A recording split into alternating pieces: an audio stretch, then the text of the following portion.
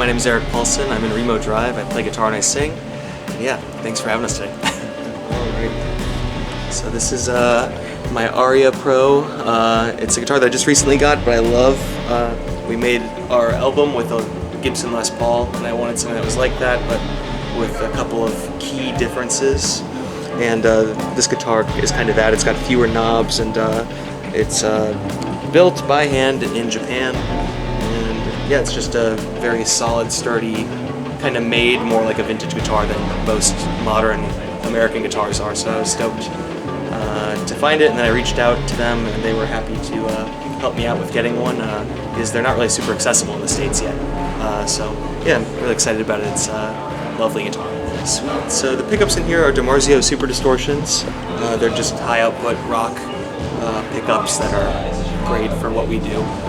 It makes it so I don't have to use a bunch of pedals, which I kind of resent using, and I just kind of have everything running wide open all the time. And on this bridge pickup on this tour, although every tour is different depending on what amp I'm using and what kind of all the other variables at play are. And yeah, that's I just really like it because it's a well-made, solid guitar, and it feels like it's musical to play. Not everything does feel that way at this point in like mass-produced stuff, and this one certainly feels like it's got some heart to it, or some care was put into making it. So I really like that part. So for most of our set, I'm playing in standard tuning, but there are a few songs from our older records that are in tuning. It's D, G, D, G, B, E.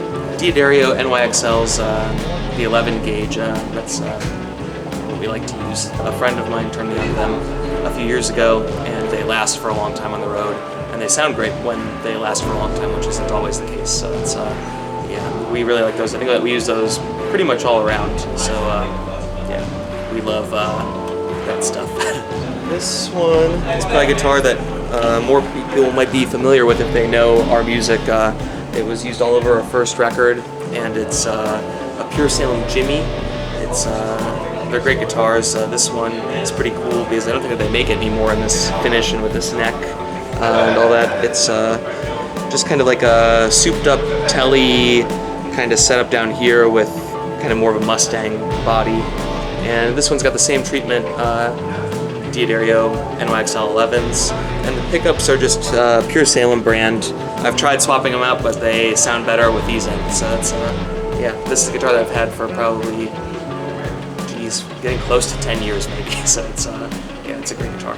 So right up next to my guitar, I've got the Polytune here. That's our favorite tuner within the band. We've all got them on our board. They're just really accurate and easy to see in a dark venue. And yeah, they also handle our other tuning really well. Like it reads quickly and easily, which makes our life a lot easier. This is a prototype of our signature pedal that we do with Poison Noises. It's called the Mercy Fuzz, and basically it's just a bass fuzz circuit with a bias knob and then a 3-band EQ. But we kind of had a hand in designing that with Poison Noises, which was a blast. It kind of works for just about every period of our music, which is great for us because it means I have to lug fewer pedals around. This is actually Steven's pedal. This is a delay pedal by JHS called the Milkman, I think. And it's just I'm using it as a slap. And yeah, it sounds great. It does what it's supposed to do, and kind of just adds a little bit of space to the signal for me, and gives it a little bit more of a vintage kind of sound. And then this is another delay. It's called the Mr. Echo by Sib. I got into the Sib stuff because they have a bunch of sought-after old pedals. Now they're made by a different company, but they've kind of reissued some stuff that's similar to what they used to make. And this one I just use as like a feedback machine. It's got this slam button that basically doubles the values of the delay and the repeat, I think, so it kind of does this that sound. But yeah, I really like that a lot because it can, at the right partner set, add a little bit of excitement, you know. So this is my Shure Beta 87, and we recorded our album with one of these, and we've been just using them a lot in the studio for various applications, like guitar recording, acoustic guitar recording, some drums. Just love these things, and they're really affordable, and they sound fantastic. So yeah, it's just a good workhorse. This amp is one that I just got right before we started the tour. It's a Laney. I've got a larger Laney head at home that I like to use that's like the Black Sabbath type of amp. This one is a little bit different sound-wise, but it's probably even more suited for our music. It's got like kind of like a Rolling Stones-y crunch to it, and they're really affordable, and it's just very cute and small. It all fits in one Rode case, which is nice, and yeah, it just punches way above its weight. It's an awesome amp, and is just kind of, it's my whole drive sound. I'm not really doing anything else to get any sort of overdrive. It's just guitar and amp, like classic rock style. I love that. Makes everything just a lot less CPU usage going on when I'm singing and playing and all that. So yeah, I like that one. That's pretty much. I'm cranking up this master volume here to get kind of as much of the power tube section engaged, and really gently pushing the gain up, because I find that I just like how the breakup sounds more when I do that. And then I've got the EQ just flat. I already like how it sounds.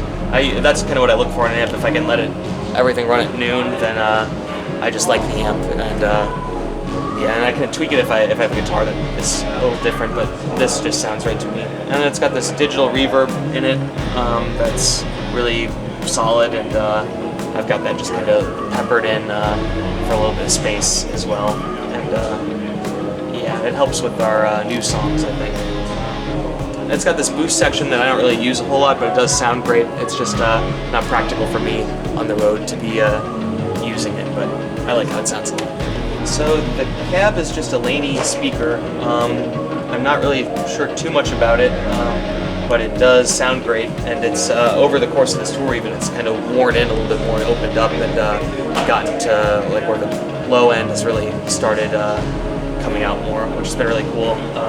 My other Laney cab that I have back home is filled with Celestion G12H's, I think, and this sort of seems like maybe it's doing something not too distant from that, but it's just you know, a more affordable product, so it's got the Laney version in there, and it really works well for us on the road.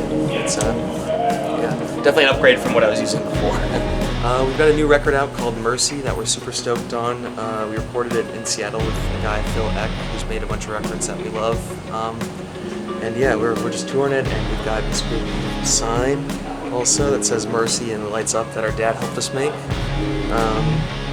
Yeah, that's we're called Remo Drive again. We're on social media and all that stuff, and are usually pretty accessible if you come to a show and have any questions about gear. You know, we're always stoked to talk about that. So yeah.